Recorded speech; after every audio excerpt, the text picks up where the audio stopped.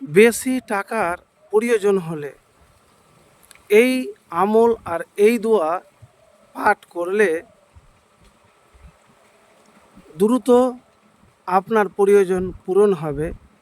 মনের যে আশা রয়েছে সে আশা পূর্ণ হবে।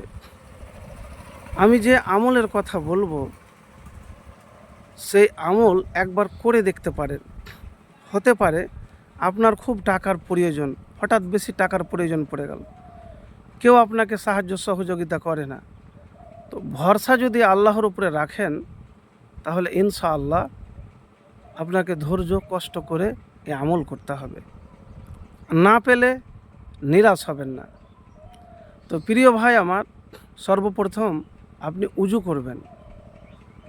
উজু করার পরে 2 রাকাত নফল নামাজ পড়বেন। আর নামাজ পড়ার পরে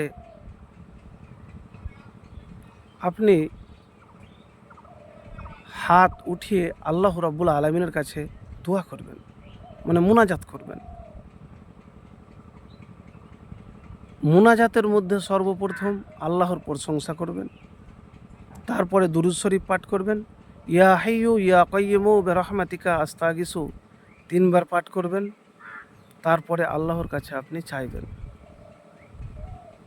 আপনার দোয়া যদি কবুল হয়, ভরসা বিশ্বাস পবিত্র হয়ে মুত্তাকি হয়ে দোয়া যদি করতে পারেন, তাহলে দ্রুত অল্প সময়ে আপনার প্রয়োজন, টাকার প্রয়োজন পূরণ হয়ে যাবে। তো প্রিয় ভাই, এই ছিল আমলের কথা। এরপর আমি যে দোয়াটির কথা বলবো সে দোয়াটি হয়তো শুনেছেন এর আগে। এই দোয়ার অনেক ফজিলত আছে। 1, ঋণের বোঝা থাকলে পরিশোধ হয়ে যাবে। 2, হালাল রিজিক পাবেন হারামের পরিবর্তে। 3 নম্বর, কারোর কাছে কখনো হাত পাততে হবে না। তো অনেক ফজিলত আছে, একটি দোয়ার অনেক ফজিলত থাকে। তো আমি এমন দোয়ার কথা বলবো যে দোয়া সবসময় যদি পাঠ করেন তাহলে আমার মনে হয় যে কারো কাছে আপনাকে হাত পাততে হবে না। ভরসা আর বিশ্বাস আর এই দোয়া আল্লাহর প্রতি যদি ভরসা রেখে আপনি পাঠ করেন, কারো কাছে করতে হবে না।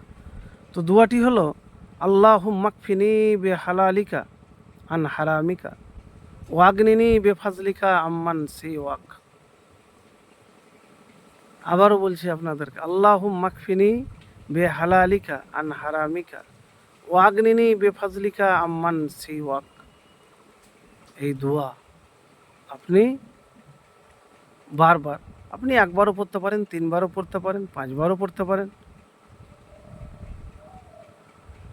যতবারই আপনি পাঠ করবেন ভরসা আর বিশ্বাস রেখে আল্লাহর প্রতি পাঠ করবেন। তো প্রিয় ভাই, দেখেন, মানুষের যখন কোনো কিছুর প্রয়োজন পড়ে আর সেই প্রয়োজনের কথা যদি আল্লাহকে আপনি বলতে পারেন, আল্লাহ খুব খুশি হয়। এ প্রকার মনের উদ্দেশ্য আপনাকে সৎ রাখতে হবে। সৎ না হলে কিন্তু হবে না। এখানে আপনি বিনা কারণে বলবেন আমি এখন বড় কোটিপতি হব, তাতে হলে হবে না। আপনি যে যোগ্যতা লেভেলের সেই যোগ্যতা অনুযায়ী আপনাকে কাজ করতে হবে।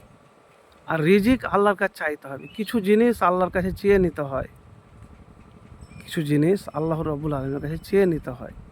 বারবার চাইবেন, পেলেও চাইবেন, না পেলেও চাইবেন, চাওয়া ছাড়বেন না।